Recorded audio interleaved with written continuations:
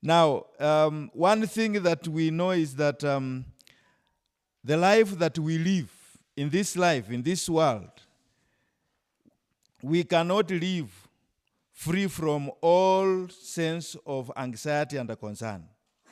For example, if I'm concerned about having a car accident, it will cause me to practice rules of safety, if I'm worried about that. If I'm concerned over becoming ill, it will cause me to practice rules of good health. But the problem is that it is easy to let our concerns become our cares and our forethoughts to become our fear thoughts. So we keep on worrying, Even when we say, like when we were talking yesterday, like almost everyone is worried. We are all worried, okay? So people worry about things that have already happened. That is very useless, because if we worry things about that have already happened, worrying about that which has already happened is like trying to sow dust. Or worrying about the past is like trying to go to put toothpaste back into the tube. You see? Because past deeds cannot be undone, or past words cannot be unsaid. You have already said it, isn't it? And that is why we have to be very careful. Now, I was going to the Bible, and I read Isaiah 55, verse 6 and 7, and it says, "Seek the Lord while he may be found, call upon him while he is near. Let the wicked forsake his way, and the unrighteous man his thoughts. Let him return to the Lord, that he may have compassion on him and our God, for he will abundantly pardon us." Lloyd George, former Prime Minister of England, once said that, "I have made it a practice of my life always to close the gate behind me." And that is what we need to do with things that have already happened to us. That sometimes we are possessed with our past experiences. We are possessed with what we went through in one place or the other. And according to this gentleman, he says that we need to forget, because we worry about things that certainly will happen. Some worry whether their children are going to get married. Some worry about dying, but we will die anyway, isn't it? Some worry about growing old, but we are growing old. Dr. Atieno, you remember those days when you are still young? Some people worry about things that will never happen, and they keep on what? Worrying. So this is what I felt that maybe we need to share. I have a classic text in the book of Matthew 6, 24 to 34. Because of time, I might not be able to read through them, but I will sort of paraphrase some of the things in those verses. He says in verse 32 that worrying is unnecessary. If you are a man, a woman of God, that worrying is unnecessary, because our Heavenly Father knows about our needs. He knows what we need, and therefore we do not need to worry. That God is sensitive to our needs. So why worry when God is concerned? And if you are a believer, that is enough. He continues to say in these verses, in verse 26, that worrying is painful. Worrying is painful. It is painful to think that God will care more for birds than for us. Okay, because he says the birds eat, the birds sleep without worrying. And so sometimes we think it is painful that, so God takes care of the birds and he does not take care of us. So we get worried. The fact is that we need to depend on God. In verse 25, 31, and 34, he says worrying is prohibitive. Worrying is prohibitive, and that is why he says, do not worry. Take no thought of what you will eat, what you will wear, and so forth and so forth. And he says that the same Lord that created you and me is going to take care of us. And the moment we have that understanding, then we will not be worried. He also says in verse 27 that worrying is futile. Worry is like a rocking chair. It gives you something to do, but it won't get you anywhere. That is worrying. It's like that. And he continues to say in verse 32 that worrying is heathenish, is for people who do not believe in God. So people who do not believe in God will worry. Because he says, after all these things that people are worried about, God knows them, isn't it? So why are we worried? Jesus is saying that worry is not a characteristic of a child of God. If we believe in God, He is our creator, He takes care of us, He provides for our daily needs, and then we do not need to do what? To worry. But we are counselors. We deal with those issues. Okay? But worrying shows that we lack faith in who? In God. So he tells us that we don't need to worry. We don't need to worry about what will happen to us or what happened. But my point was, how do we overcome worry? That was my point. Now let me come back to that. That if we have to overcome worry, one thing, you need to make up your mind that you are going to conquer it. Make up your mind that this thing, I'm going to be through with it. We must not allow our thoughts to push us around. Abraham Lincoln said, I have been as happy as I have made my mind to be happy. So you have to have that positive mind in your life so as to avoid worrying. Number 2, form the right relationship with God, as you read in Philippians 4 verse 7. That the closer we are to God, the fewer worries we have. So we need to develop a relationship with God. And the moment we develop a relationship with God, then we will be people who are worryless. Okay? So we need to do that. Number 3, develop the right attitude of mind. First, look at the silver lining. Second, count your blessings. Don't concentrate on the bad things that have happened to you. Concentrate on the blessings that God has given you. And if you have that perspective, then you will not live a worrying person.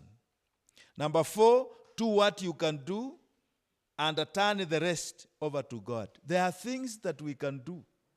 And there are things, however how much you will get worried, we cannot change anything. So leave it to who? To God, who created us. So you do what you can do and leave everything to God. Trust God. Trust God. And he says in Isaiah 26 that he will keep you in perfect what? Perfect peace. Number 5, live one day at a time. You know, we live so many years to come. We are worried about so many years that have passed. But he helps us to be able to understand that we need to live one day at a time. Okay? Because yesterday is buried and tomorrow is unborn. And the best way to prepare for tomorrow is to fulfill the duties of what? Of today.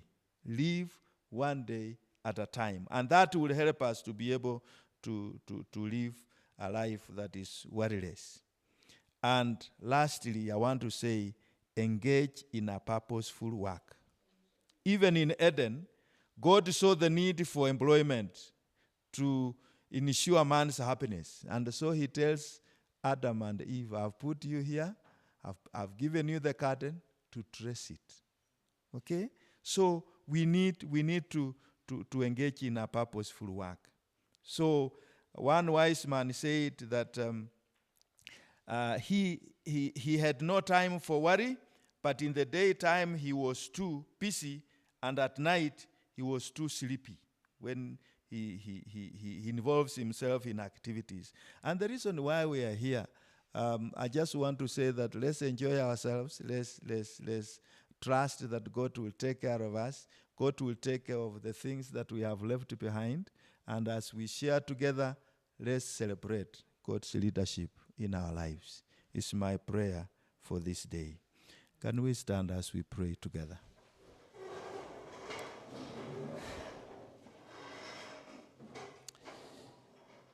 Our Father and our loving God in heaven, please grant us this morning peace of mind and calm our troubled hearts.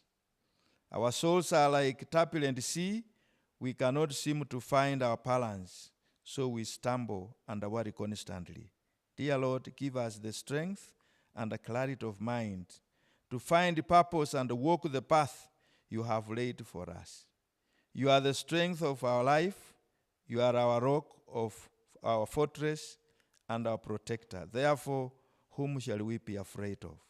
Take care of us today. Provide for our needs today. And Father God, keep us calm as we work and we celebrate together. It is my prayer in Jesus' name. Amen. Thank you. That is powerful. And when we were beginning, I told you to settle down, that we are going to have a very great day and good things are going to happen. They've started happening.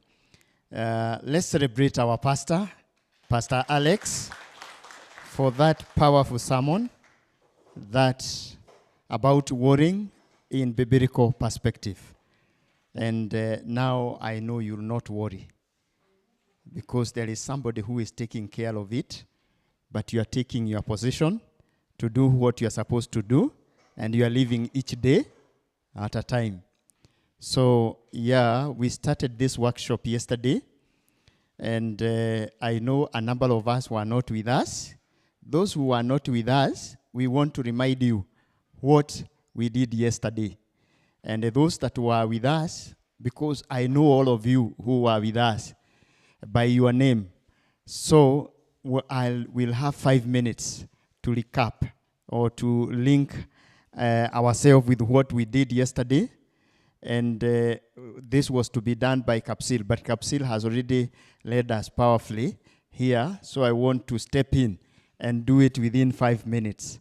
Yesterday we started with the Word of God from Dr.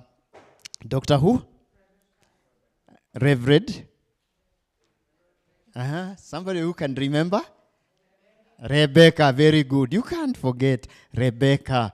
And the word of God that we spoke was from which book? Yeah, I want to hear from Susan. You can't remember. Woo! Don't you worry. Yes. Yeah, Proverbs 4:23. Who can paraphrase it or quote it? Yes. Keep your heart from? No. Guard your heart with all diligence, for from it springs or flows the issues of life. Hiyo tu huwezi ukasahau. Yes, and I'm happy that Susan ilikuwa imemhepa lakini ikaingia tena. Let's appreciate Susan. Ameikumbuka.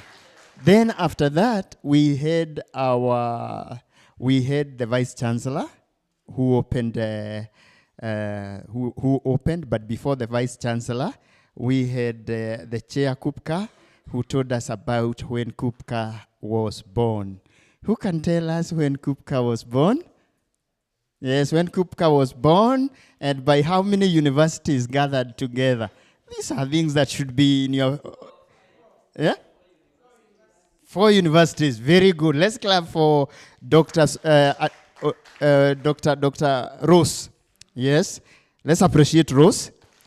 4 universities. And when was it? Mwaka gani? 2005. The first meeting took place in? Yes?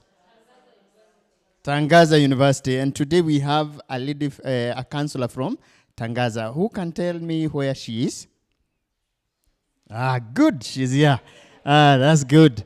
Then the Vice Chancellor came, and what can you remember about the Vice Chancellor? Just one thing. Yes? Baraton started 1979. I think it was the second university in Kenya. Yes. The first one is Nairobi University. Then the second one, Baraton University. Yes. And yes, your hand was up. Yes, just go ahead.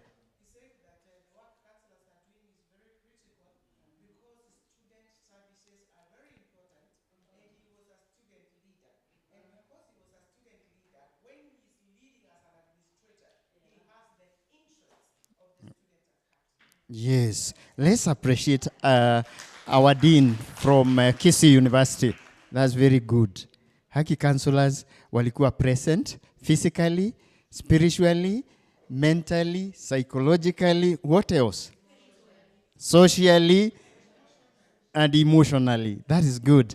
Then after the Vice Chancellor, we had young facilitator. This is who? Marine Kawira. Marine Kawira, she works with which organization, Eunice? Africa Art. That is very good. Let's appreciate Eunice. Yeah. Then, what do you remember about Marine Kawira? Lois, what do you remember about Marine Kawira? I know you are busy making heads meet, and the heads were able to meet. So, yeah, let's appreciate our sister there. Yes. Genuineness. Yeah, I know she was busy making heads meet. Yes. Yes.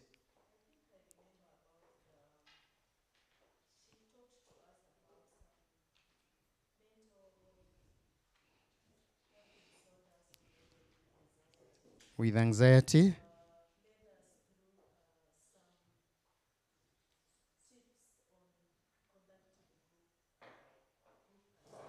That's very good. You were able to remember. Let's appreciate her.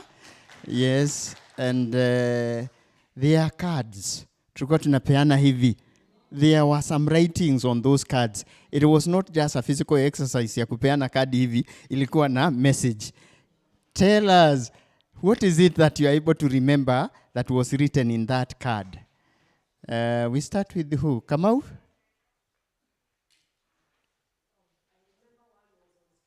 Yes. Yes. It was about stress. Na nyinyi mnajua stress ni nini. Sawa, ndio hiyo iko kwa akili. Let's appreciate Kamau and Janet. About? No, Lydia, not Janet. Lydia.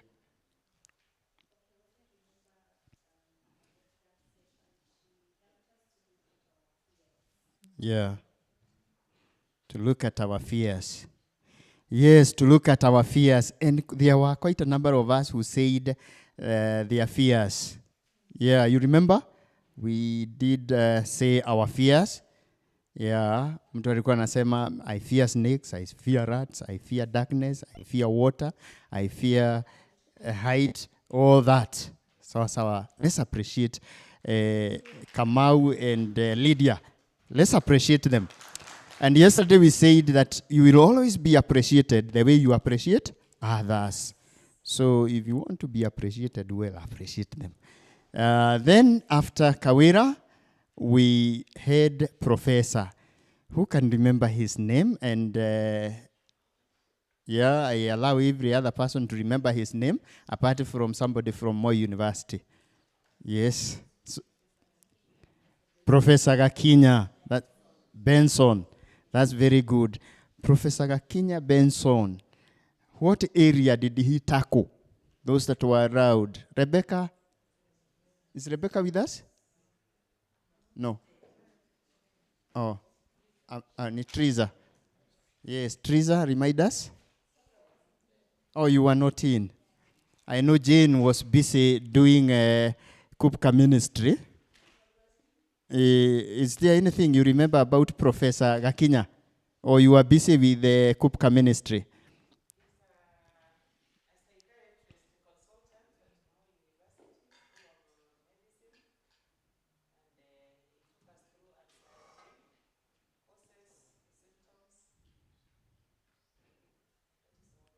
Yes, let's appreciate our secretary. You are with us from Kabarak. Yes. You are Veronica? Ah, yes, I'm able to remember. Yes. Uh-huh. What do you remember about a professor?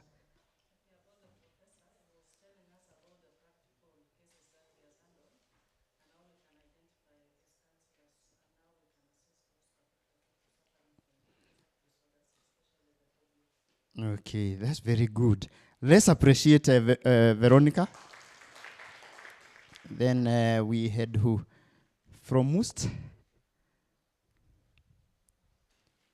Yeah, you are with us. Yes, you can tell us something you remember.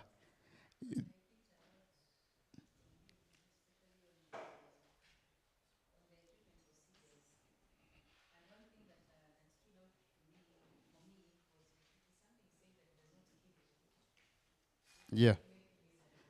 Yes. Panic attack. Yes. Uh-huh. Yes, it can't kill you. So what are you supposed to tell your client when they come with panic attack? There is something he told us. Not you. Let's appreciate our sister. Yes. Lucy, you are not with us. So sitakuuliza swali. Who else? Lelo, you are with us. Yes. How do you help a client who has panic attack? One, we were told to yeah, you reassure that client. What else? Very good. What else? This now Harambe. Let's say it. What else? Calming the client. Make sure the client is calm. The client has relaxed. Relaxation techniques also. Yes? You let them lie down. Yes. All that. Now, stop thinking or overthinking. Somebody told us that one thing, that person, he's there. Yes, there were two. I still remember the gentleman and the lady, is to not to overthink. Hata kwa hii recap, don't overthink. Why should you overthink? So it's needless. Now, that is what we covered yesterday. Let's appreciate ourselves because we were able to do that. If you have come today and you are not with us, we start with our brother there. Just stand up and say your name and the university. Morning. From Turkana. Yes, let's appreciate Moi from Turkana.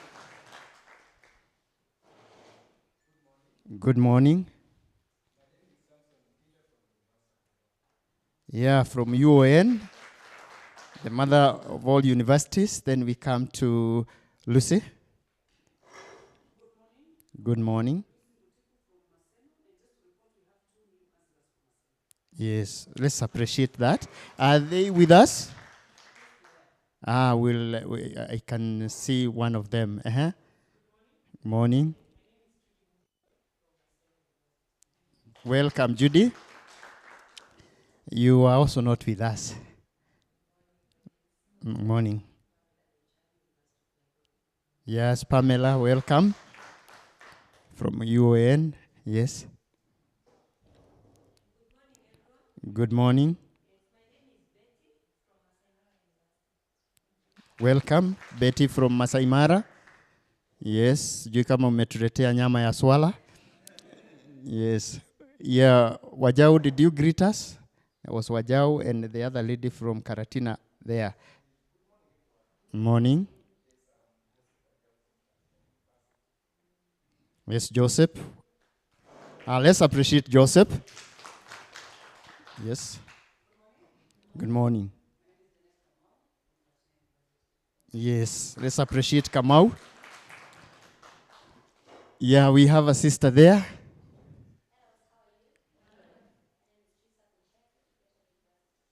Yeah, Teresa from Egerton University. Finally, morning. Yeah, UON, welcome. UON. Now, I want to take this opportunity to welcome our chair, who will bring us the next speaker. Let's appreciate our chair. Yes.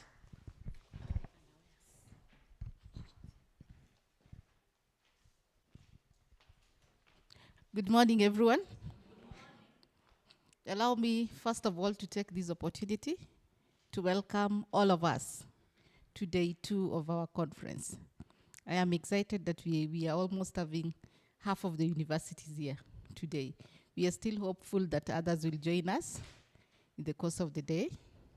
So today we have 3 facilitators.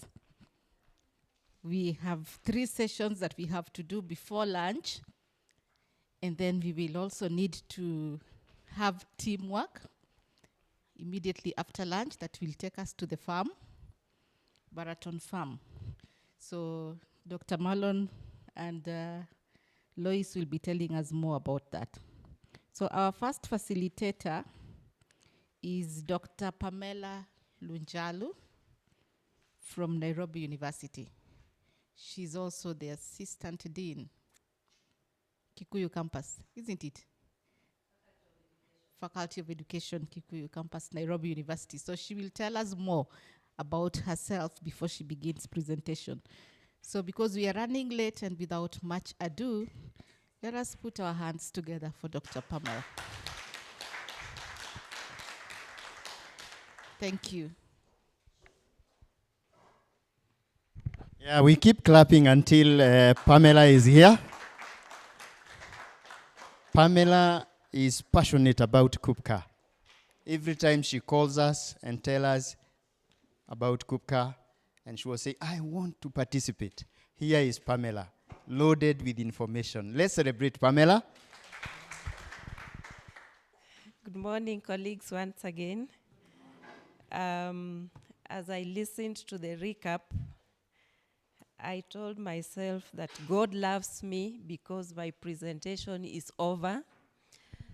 Perhaps the only thing that I will do is to look at the impact on universities, because I'm informed that we discussed yesterday about anxiety. We did anxiety disorders.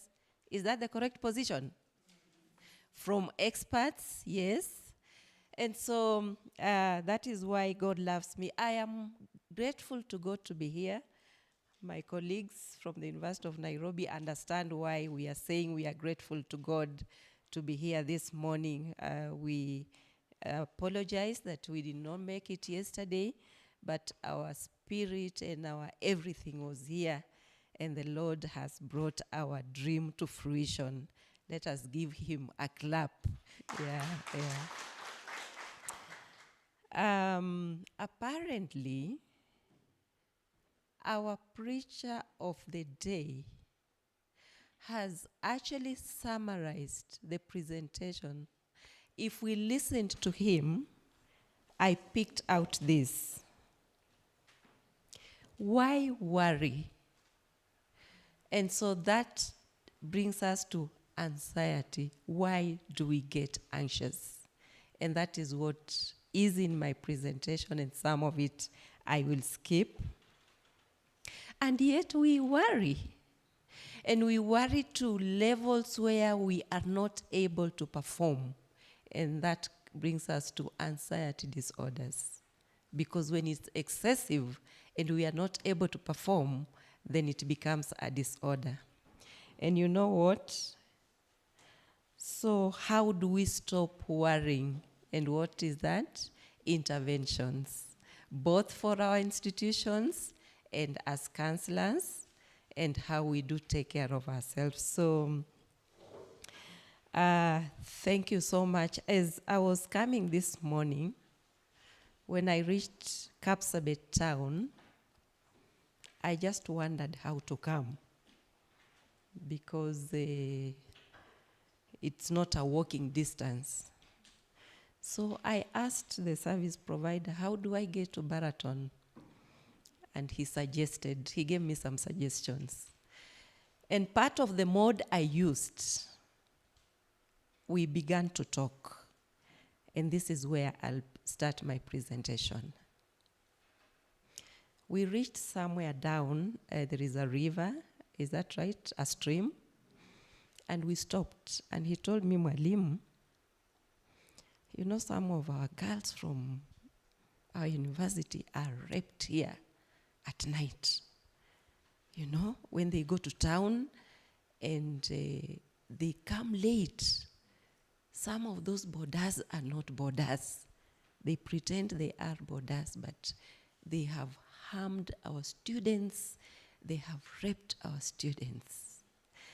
And so the impact of trauma and anxiety disorders, when you're talking about a university, that is an amorphous thing. You know, what is a university? Are they buildings? A university is students. We are talking about the staff. We are talking about the administrators. And so that is where my presentation goes. As I go down the slides, I'll skip quite a bit because this was my outline. Introduction and definitions, categories of anxiety disorders, and we've already looked at them, I suppose. And then the impact, that's where we will dwell. And so what is the way forward? Knowing the impact of anxiety disorders, what is the way forward, right? I will just pick one definition. I know that we have been given the definitions, but look at this quote from this gentleman whose name I don't want to dare pronounce. Please, can we all pronounce the name of this author? The French in the house? Okay, this gentleman said, anxiety is complex and mysterious. It's a specific type of disorder, but it is more than that. Why it is more than that and why it is complex? When we think we are just encountering normal fear, perhaps we can label that as an anxiety. When we worry about our workload, perhaps we think it is an anxiety, yet it is more than that. And we'll come to find out why we think it is more than that.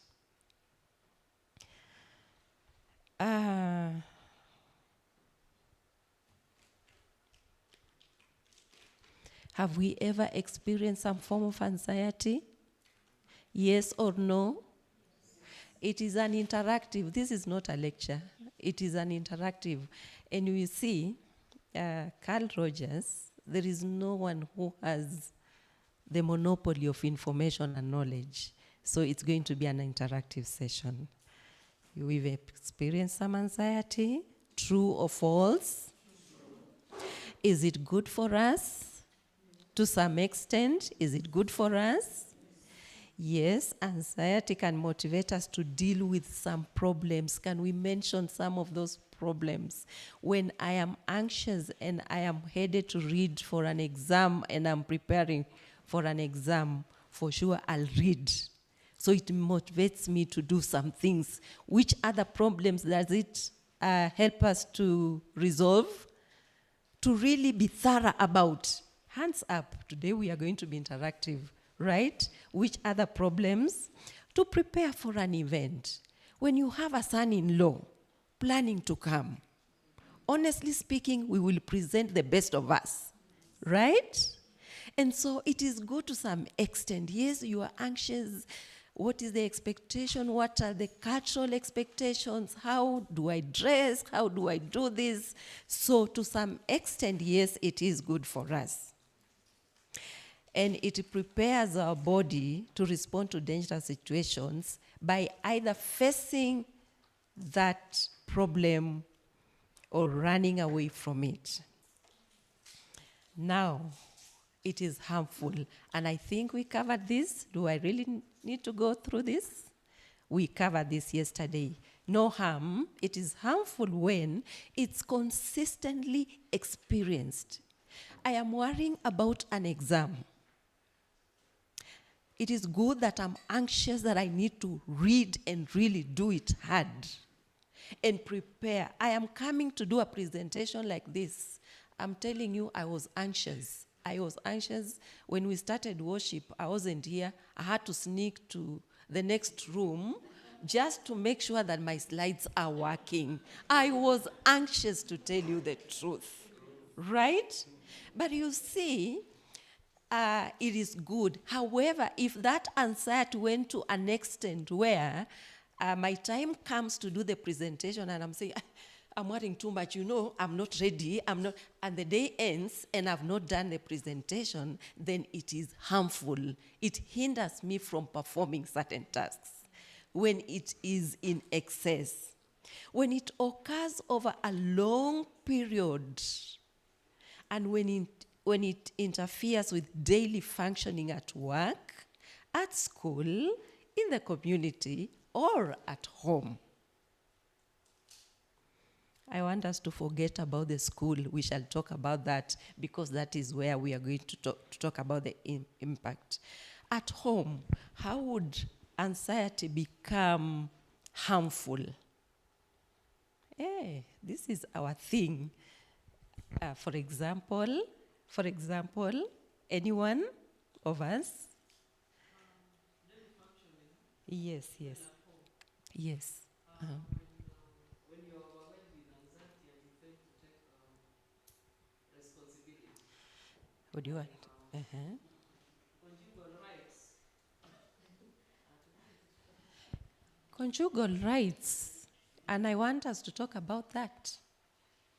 And she's talking about, I am overly anxious. By the way, sister, so we are anxious about, to put it in context, just to put it in context, yes?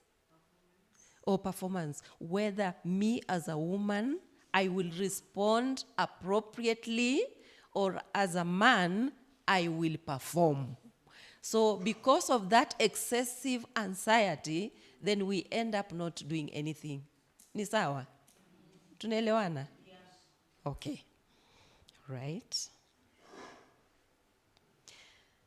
Okay, so when it is excessive, then it becomes a disorder, and that we defined, in my understanding, that disorder is, anxiety disorders are varied disorders that involve excessive or inappropriate feelings of anxiety or worry, and those are the statistics, and that is why we are here, because of the mental health issues. Look at the statistics.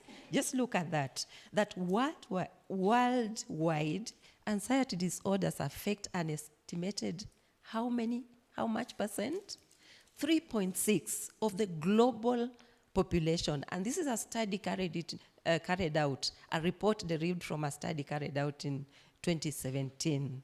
What are our thoughts? That then it is a problem, and so we need to critically look at it, and we need to look at those issues that surround anxiety and never wish them away, but to tackle them and, explore those issues within us, within our institutions, and among our students. Okay, and again I said, look at that. Causes of anxiety disorders, we looked at them, and that is why I am rushing. Not fully understood. By the way, all the literature, I don't know about you, all the references and the studies that we've looked at regarding anxiety, the statement that always begins a study, not very well documented and established, and it always linked to risk factors. Okay, the causes will be attached to biological, and I think all the literature that I came across attests to this fact, that if I hail from a family that is known to have had anxiety disorders, then I am likely to experience that disorder. It is documented, and when you go to literature, it has some biological relationships. Psychological factors. One of the writers and one of the literature and a study I was referring to reveals that this is actually about upbringing. It will come to social, but it's also linked to psychological factors. Children who are brought up in a family that is so strict, the parents are strict, the parents know it all, and it actually agrees with one of the studies that I am carrying out, the relationship between family environment and substance use disorder. And it agrees with this one that for psychological purposes or for psychological reasons, families with very strict parents who think for their children, who resolve issues for their children, who are overprotective. They do it on behalf of their children, and so when the kids grow up, they are not able to do it for themselves. And there is why anxiety disorder and why anxiety emanating from that kind of environment. It's because the child has never known how to reason for themselves. It is the parent that is always reasoning for themselves. Anytime they try to do something, wacha kufanya hiyo. Unafanya hiyo namna gani? That brings us to the implications. By the way, as we talk, let us keep thinking about the implications of these things, and we'll keep mentioning them. What happens to that child? They will never be able to reason for themselves. The element of creativity will never be there. And so when they are faced with a situation, they'll have to look backwards and sideways and whoever else is around to seek for approval. Is that right? Yeah, so because of that, they will never be empowered enough to ever resolve any issue. So anytime they are asked to carry out a task and asked to come out up here, let us, I'm sure you also looked at social phobia or social anxiety disorder, you know, because then they'll be looking around. Who is seeing me? Who is listening to me? How am I going to do it? Am I good enough to make this presentation? Do I fit to do this kind of a job? When people are looking at me as I'm taking my meals, that is a social anxiety disorder, I'm sure you looked at it. When I'm taking my meals, am I doing it am I holding the spoon the right? Because you've been socialized to know that I do not have the capacity to do anything, and therefore I cannot attempt to do anything.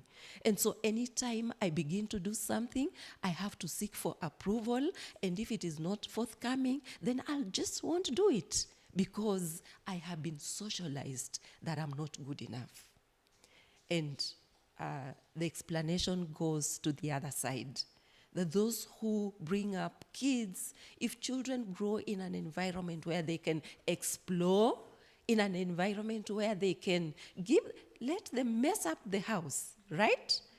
I mean, those are things like, okay, these days we don't have we don't have, what are they called? Vitambaza, viti za kufunika viti, siku hizi hatuna. But mtoto akijaribu tu wacha hiyo, and that is why this is for free.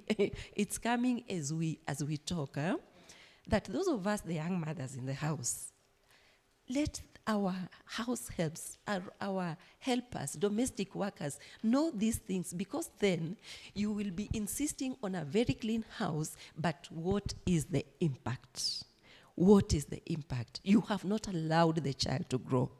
So this child, when they are in an environment where they can explore, they can mess up, after all, she's there to clean the mess, and we are there to clean the mess. But the child has grown up in the way that they're supposed to grow, right? So psychological factors, social factors, loss of a job, these are things that are really in our learning institutions. Why are we coming here late today? Why didn't we come yesterday? Paul, why did we not come yesterday? Financial implications. Things are changing.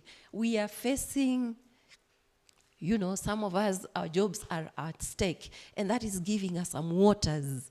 Are we able to cope with that, or will it escalate to a disorder where we shall see the implications? When it is a disorder and we are not able to cope, there are implications to that, right?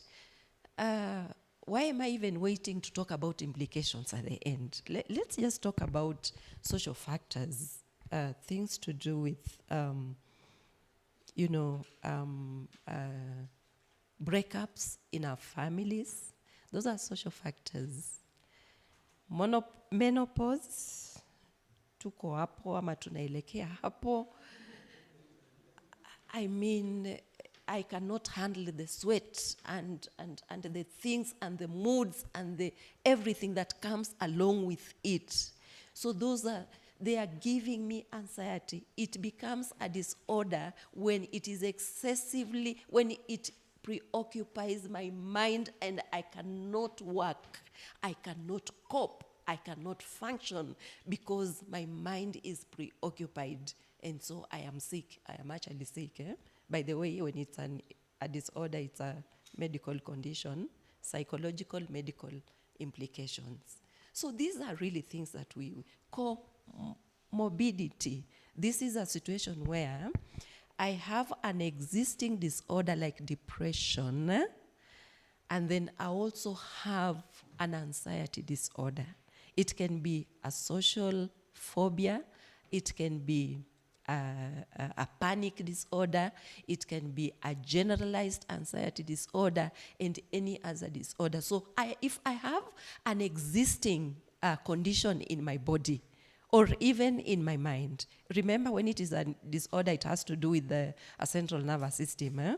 So it will affect the functioning almost the way, everything about the way I function. So when I have an existing medical condition, a health condition, that can also trigger an anxiety disorder. So these are factors we are just touching, but there are many. However, don't worry about whether it was talked about yesterday, but I felt it is important to look at this, that anxiety may be due to an underlying medical condition. Now, this is why I want us to look at this, whether we looked at it yesterday or not. That we experience anxiety, and we have talked about biological, we've talked about social, we've talked about comorbidity, and we've talked about psychological. So if it is not one of those, then there is an implication, or there is a likelihood that there could be an underlying medical condition. If you don't have any blood relative, such as a parent or a sibling with an anxiety disorder, then check out. It could be a medical condition. That you are just experiencing an anxiety excessively, but in your family, you cannot point out to someone who has that kind. Please check out. It could be a medical condition, right? If you didn't have an anxiety disorder as a child, because we said it is biological and perhaps it's linked to the parents. So if you didn't have it as a child and your parents or your family, none of your family members have that sort of disorder, please be on your alert. It could be a medical condition, right? When you don't avoid certain things or situations because of anxiety, then you have a sudden occurrence of anxiety that seems unrelated to life events. It's not about a wedding. It's not about my family. But you cannot just place it. You feel, actually that is what we refer to as a generalized anxiety disorder. You cannot place it. For example, I'm here today. I traveled at night. And as I do my presentation, my mind cannot concentrate. If it is a disorder, then I'll be thinking, are the people I left at home all right? And then that thinking is not just thinking. It goes beyond thoughts. It escalates to a condition that makes me dysfunctional.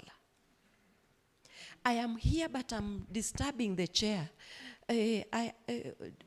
Please, I'm doing my presentation. Can you call? Let me give you a number here. You call someone at home and just find out whether they are okay. Right? You have fears of you left home, but you're not sure that your cows have been fed, and the chicken has been fed, and the child has been picked from school. It is normal to worry about that. But if it makes you so unsettled that you lose all that there is in this conference, please check out. Right? Types, those ones I'm sure you did that. I want to pick one particular one that interested me, which relates to us here. The social anxiety disorder, marked fear or anxiety about one or more social situations in which the individual is exposed to unfamiliar people. Can you imagine that we cannot go to a place where there are strangers? Or when we meet the strangers, we cannot cope meeting those strangers. What is the reason? Because in our minds we are thinking they are looking at me. You know, I'm remembering during our first year's orientation, when we were doing our presentation from the Dean of Students office, one student, we did an orientation 1 week after the students reported. So one of the female students told me, Madam, you know, there's a boy who has been looking at me badly, you know. He has just been looking at me badly from the time we reported. You know, I'm just trying to relate to make it, to simplify this. She is in a new environment. And in her mind, this boy, I think, has some intentions, and these intentions are not good because then she is saying badly, because to her, she is imagining, she has some fears about this boy. So whenever we are exposed to situations where we meet unfamiliar people, we have some cognitions about these people, and we plant intentions, whether imagined or true, in their minds, and pick them to feel like these people will harm me. They're looking at me and they're scrutinizing my intentions. You know, it's like they can see through my eyes and go through my heart and really understand, not even understand, and just plan what to do towards me or to me. Right? Social interactions. We cannot imagine having social interactions.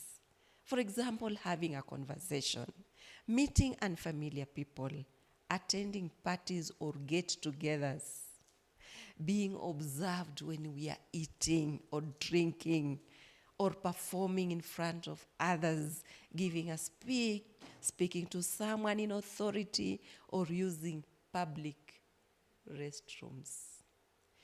It becomes a disorder. When it is a marked fear, you know, it is not just fear. When it is marked, I guess the teachers of English know that it is not just anxiety. It disturbs you, it destabilizes you, it makes you chill, and you cannot perform. The individual fears that he or she will act in a way to show anxiety symptoms that will negatively be evaluated, I will embarrass myself. So I won't do it because it is humiliating. I will embarrass myself. I cannot do a presentation. I cannot do a presentation, performance contract. How many of us have that? I don't want to call it a devil, but an exercise. It just makes us, because you have indicators and you have something to achieve. And so if we do not achieve, we know that we will be rejected, we will be humiliated. The impact is me, the administrator, who is taking my members of staff through this kind of humiliation by labeling them non-performers or doing that, then does it ever occur to me that the words I say, I am the team leader, does it ever occur to me how I treat the team members, whether they have reached the target or not? Do you know it can create a disorder, meaning they are so fearful they are not able to perform. They cannot come to your office because of how I relate with them or how I give them my feedback. The individual fears that he or she will act in a way or show anxiety symptoms. Yeah, I think we've already said that. It is all about fear of situations. You cannot go to a place where you feel is associated with that kind of anxiety. The fear is out of proportion. We've said that. You will avoid it. So these are the things to watch out with our children and with our siblings, with our students, and so on. So I want to, risk factors, we've already looked at them. Really, I want to move close. And you haven't told me how much time I have. Now I'll start my presentation here. The relationship between and how much time do I have? How much time do I have? Please let me know how much, so that I know how to behave, because I'm just beginning. I was recapping what you learned yesterday. Yeah, how much time do I have? Okay, you will let me know. The relationship between substance use disorders and anxiety disorders. Please let us look out of this one. Substance-induced anxiety disorder is characterized by symptoms of intense anxiety. Now, what this actually means, that we have students or we have members of staff. We're talking about mental health, right? And we have mental health-related disorders which induce anxiety. And that kind of anxiety that is caused by a disorder has symptoms similar to anxiety disorders. So my question is, are you able to draw the difference? So this is what I want, this is what should provoke us to think, that when a student comes to my office, there is a tool to diagnose anxiety disorder. But we need to know at what level are we, what level of competence are we to know that this is an anxiety disorder or it is a substance abuse-induced disorder, so that there is no misdiagnosis and there is no, so that we are doing the correct intervention. Number 2, there are drugs which when administered, like this drug that I have put there, it can actually reduce anxiety. But it is used in substance use. It is used as a treatment for substance use. And when it is used, it's highly addictive.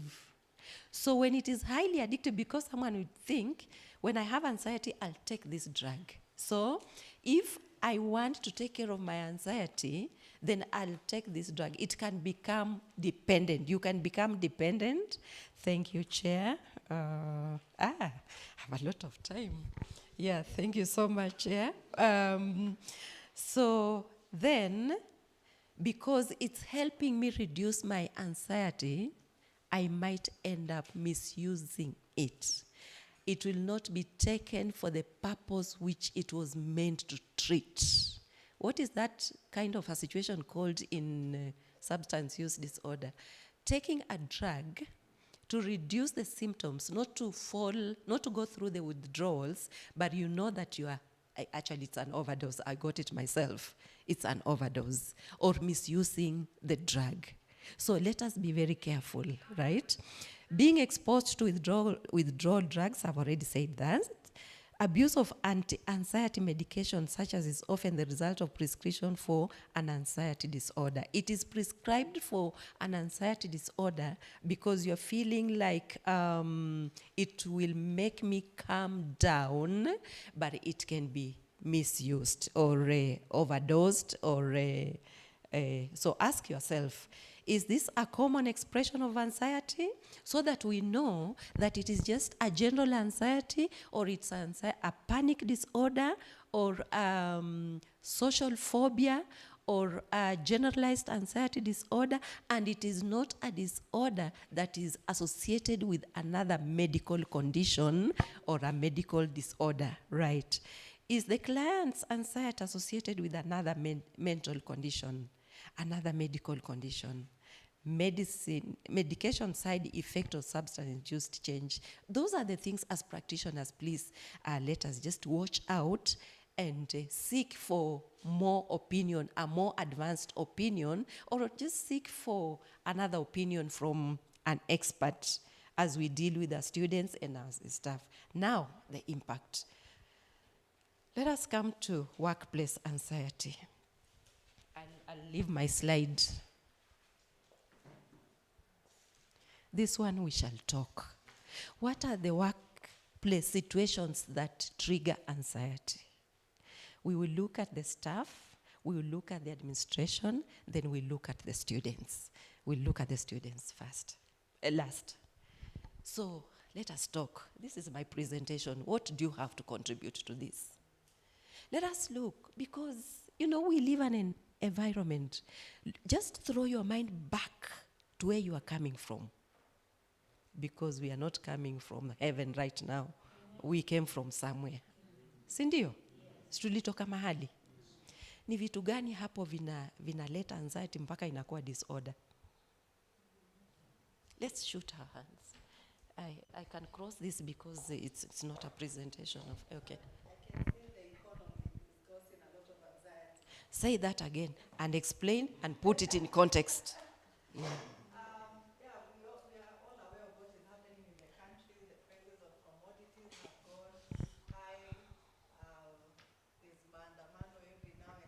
Yes. To see whether the price of unga will come down. We have our colleagues who have, like they have said here, they are still on half salary. Now the government has also withdrawn, students from private universities. And we are actually worried. We are like, will our universities be sustainable? Let's start looking for a While job you are in there, Baraton. excellent talker. While you are there, let's mention the anxieties one by one that come along with that, one by one. What are we fearful about? We are with you. What are we fearful about? Shoot one. Loss of our job. Is it something real? Number 2. We are still on your discussion. Number 2. What are we anxious about? And it's real. I mean, it's real. Paul, see, it's real. Sam, see, it's real. These things are real. Yeah? When your boss maybe have a negative attitude towards you, and maybe she wants you to do things our way or his way, and it's like you lose your brain to use us. You lose your brain to use your boss because you must. What we said, you remember about their bringing, I hope I'm getting you right, that when you are not given space to excel as or to explore or to be you in a positive way. Now, related to that, do we have situations where your boss, and so most of us are bosses here, as bosses here, you have specific way of doing, regardless of whether you will come to the same thing, the results will be yielded or not, but the processes, you have the specific way of doing things. You know, it reminds me of husbands, brothers, sorry. Okay, we'll come to wives also. We'll come to wives. My socks, color black, this one, it's a good thing, it's order. Isn't it? It's order, and it's a nice thing. Color black, this one, the white shirts, the trousers, the shorts, the whatever, zipangwe hivi. And you see women and ladies in the house, and this also gives us anxiety. We are just still talking. You know, some of this is catharsis. I live and leave my presentation. And so, because the lady didn't have time to put the white shirt where the white shirts are, because you had the baby to take care of, and you had the cooking, and you had your profession. And so, but the shirt, my husband, dear husband, comes, and the shirt is not where it is. The process does not matter. It doesn't matter all these other factors that caused that shirt not to be there. It is that process that we're talking about.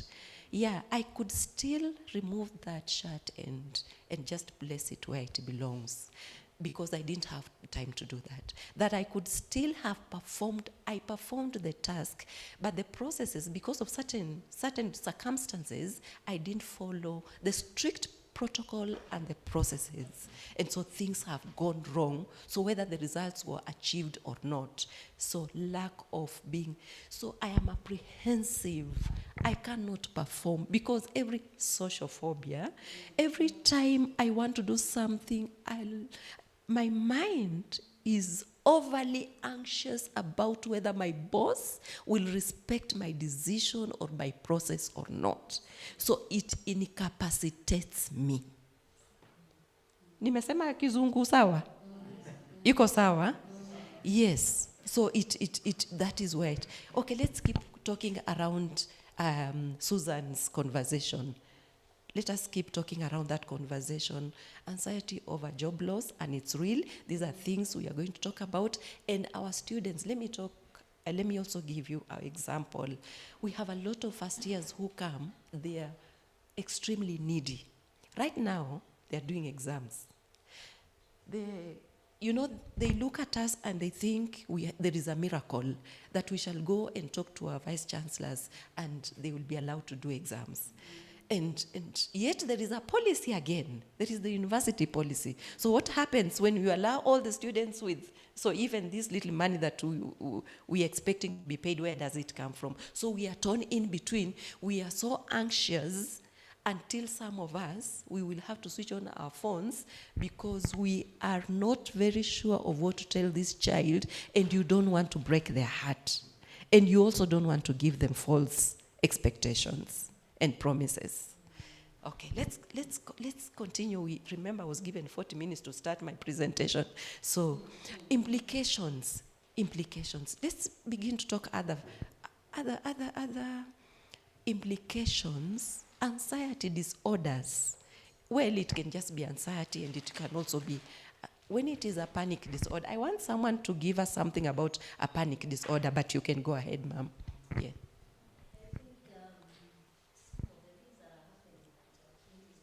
Yes.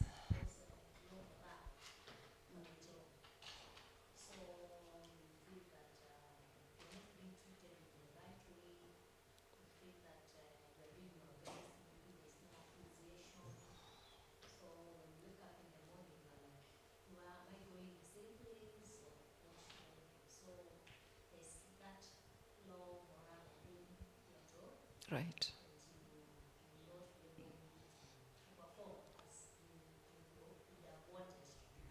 Yes, I think I said something about performance. If it's not here, it is somewhere down there. performance will go low. If I don't know where to get my next meal, and I'm supposed to report to my workstation at 8 and leave at 5. And as I'm leaving at 5 for those 20 days, at the end of the month, I'm not sure that I'll have food on my table that I'll provide for my kids. And the school fees is pending and glaring at me. So morale, the implications, what we are talking about, performance goes down. Because these staff that are supposed to meet the targets and do the sensitizations and do the reports and achieve this percentage of those PC indicators, the same ones who don't even know how they'll go to work. For some of us who are commuters, right? So the performance will definitely go low. So what is the overall impact on the university? We already have the answers, isn't it? Okay, something else? Something else? Yes, ma'am. Hey, your name? I'll be glad to hear your name again. Lydia, yes. I want to look at it differently. Sometimes anxiety can make you work harder. Right.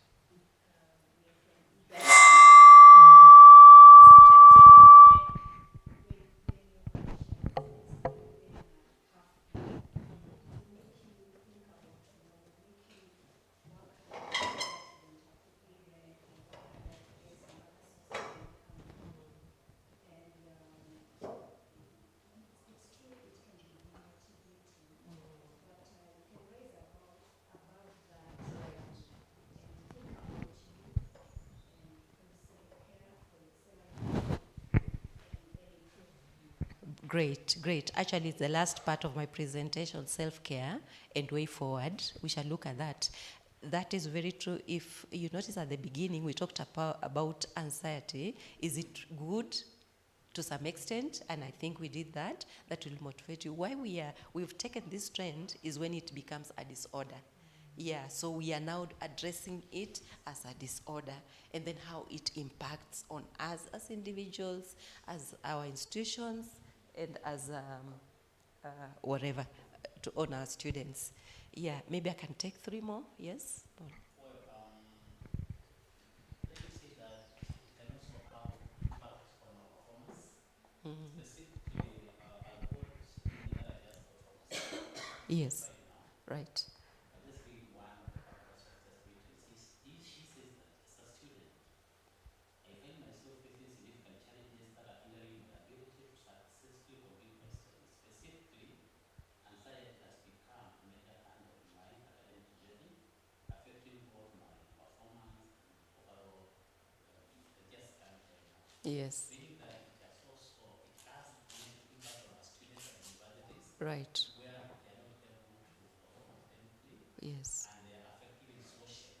Because this one got my email she just wrote a few minutes ago. Right. That has impact not only on staff, but also on our students. Also on our students. A 3-4 year program, but because of anxiety, he or she has taken close to 6-7 years.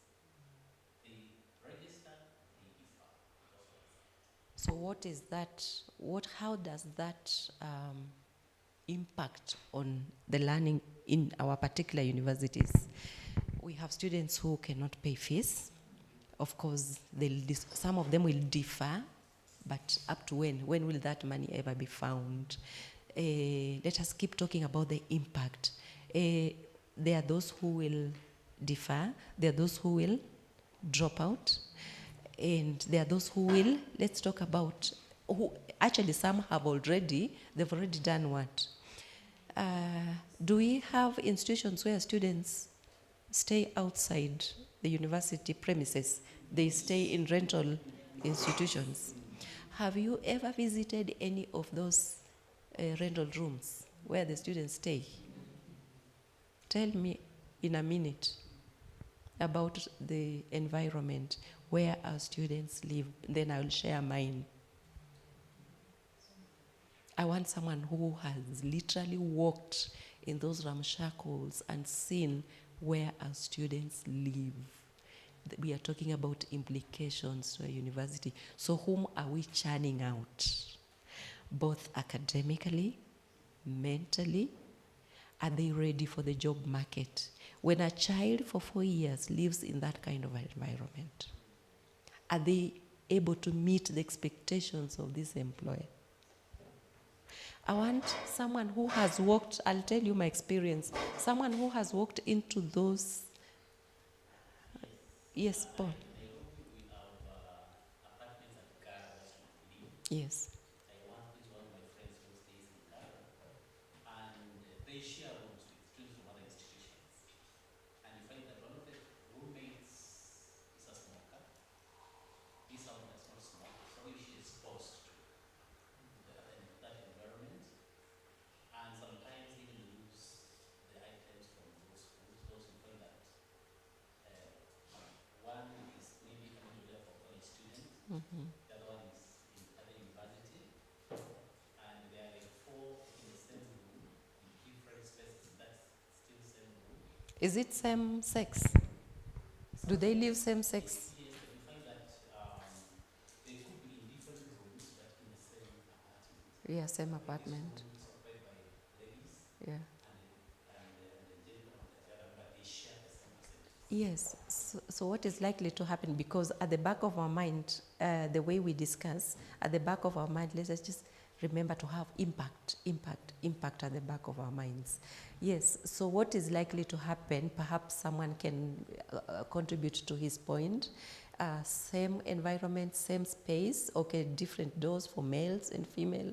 So what will hinder this boy from just getting into the ladies' hostels? And you're lucky you're talking about a hostel. At least it's a hostel. Okay, we know that a lot of stuff is going on. There is a lot of stuff going on. How about these ones? I pick behind the railway. If you've been into Kikuyu campus, there is a railway and there are shackles and there is, I'm telling you, one of them, we've had to start a business, yani uza mahindi ya kuchoma, at least ujinunulie, you know. And the girls we fished down from the railway, and they're asking me, okay, you'll bring me here, will you sustain me? Because at least there, every evening I know that there'll be someone coming to my room, and I'll get at least 100 bob, I'll get 1,000, I'll get, so those are realities which we can, is it mine or yours? I think it's mine, sorry, let me just, no, it's not mine. It's not mine. The people I relate with, they know I'm here, so they won't keep calling. It's not mine. Yes, can we get another example before we wind this up? Yes, Dr. Tari. I just want to share another experience of social phobia. Yes. Our student who fears what others see, and this is a nursing student who is also supposed to be giving cases, presenting cases in class about the experiences that they do in the hospital. Yeah. So this is a student who's always had phobia, fears to relate with others, fears to actually do anything. So now it is time that she's also supposed to be presenting cases to the lecturer and to the others. And all along she's been a backbencher in school.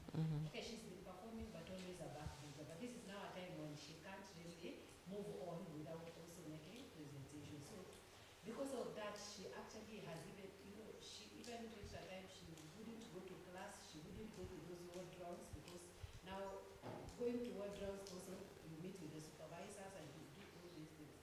So sometimes anxiety disorders can not only affect performance, but it also actually affects them, even their self-esteem and Right. everything. And even their interpersonal relationships. Because if I cannot relate positively with my peer, or even with my lecturer, or even us at our age, if we cannot relate positively, it will actually affect the whole family, the whole community, the whole society, the whole country. Yeah, interpersonal relationships, because a human being is a social being. So if we cannot relate positively, then it means there is an impact. So as I look at, I know there is more, but I just wanted us to, let me see that there is, so we've talked about the impact on staff. It is crippling. We cannot perform. We have fear. We don't know how we will go about our businesses or our what is it? Whether we will be able to meet our bills tomorrow. So, and with relationship with our bosses, we are not able to explore the Carl Rogers way, just to use my full potential because someone is not appreciating the way. So we become disengaged. So low energy levels, staff, workforce that is not performing to their optimum, and what are the results? Of course, the grading goes down for that particular institutions. Yeah, University of Nairobi, where at least we appeared among the 2,000 somewhere, but we dropped some nini. So I think we've looked at all that. Let me go to this mental health. Remember our students, and we've talked about this, even staff, we cannot cope. So where do we run to for substance use? Alcohol. Yeah, why? Look at the underlying factors, the triggers for taking alcohol and substance use. Look at the underlying factors, yeah? So all this is because I'm so anxious, I can't cope, so let me take this one to forget a bit. Let me do the depressants. Let me do the inhalants. Let me do all this. So, and substance abuse is the reason we are here, most of us. Yeah, mental health. There's no way we shall talk about mental health because at the end of the day, these bipolars and the depressions and the suicides and the dropouts, it's because of this, yeah. Then as impact on physical health, we've already talked, impact on relationships, on professional performance, we've done that. So going ahead, may I pose a question? What are your programs doing to address the needs of clients with anxiety disorders, both for the staff and the students? That is your takeaway. What is your program doing? In terms of interventions, right? In terms of treatments, in terms of programs to address the mental health issues, whether they are organizational culture. What is the organizational culture? Does it look at us who have anxiety disorders as sick and so disassociate themselves from us? Or is someone listening to this child who has been diagnosed with a mental disorder? Institutional mindsets. What is the attitude? What is the stigma? What is the attitude towards us who have this challenge? Towards the students? Do we even care? Or all we care about is first-class honors? Right, but it can't come when we are mentally unstable. How is our lifestyle as counselors? Individual mindsets. Do we have self-defeating mindsets? Yeah. How is our emotional intelligence? How about those unconscious biases? Yeah, self-sabotaging habits. Oh no, me, I can't. I like what she said, that despite the hard economic times, there is something I need to do. Otherwise, I'll end up with mindsets that are self-defeating. Do we have, in our institutions, do we have support systems? Yeah. Counselor self-care, how about us in this room? What are we doing? Do we even know to what extent we can be able to cope or resolve? What are the energies that we have within us to resolve some of the issues without necessarily, it can be an anxiety, but without necessarily drifting into a disorder? Yeah? Can we limit the triggers? Can we establish boundaries? That I can only be able to do this much as a person or as an employee, and I can't go beyond. When my students call me 24/7, do I have a boundary? Can I be able to assertively but positively be able to put a boundary between my workplace and at home? Yeah.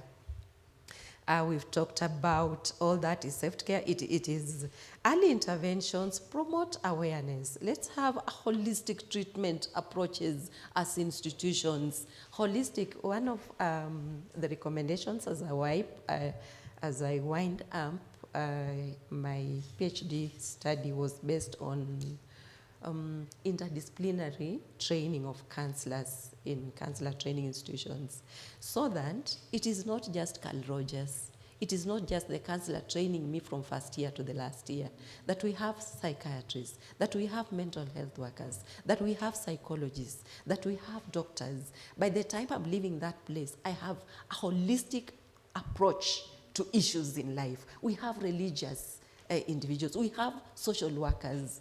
By the time I leave, I have an overview of almost all the issues that face me in the community. So reflections, remember, self-care is not selfish. Please let us take care of ourselves so that we can be able to take care of other people. There is a saying that you cannot pour from an empty cup, right? There has to be something in that cup for us to pour.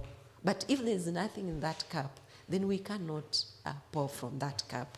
So it is necessary, it's a necessary component of your role as a counselor. Take care of yourself, be better equipped to provide effective support to your clients, and maintain your own mental health. And with that, I say thank you and God bless you.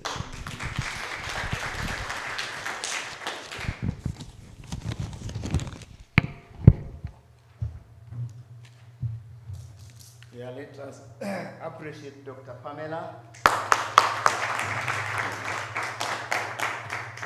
And the IT people, you can take over to move inside. Yeah, we are going to share with you that information, that knowledge. Yeah, it will come to all of us. Yeah, we promise you. Yes, I know that sugar levels are down. Yeah. And therefore, I will request that we have Coril. Coril, you pray for the cup that we are going to partake right now, and then we proceed there. 20 minutes is enough. Is that okay? Yes, we are able to chew whatever we have very fast.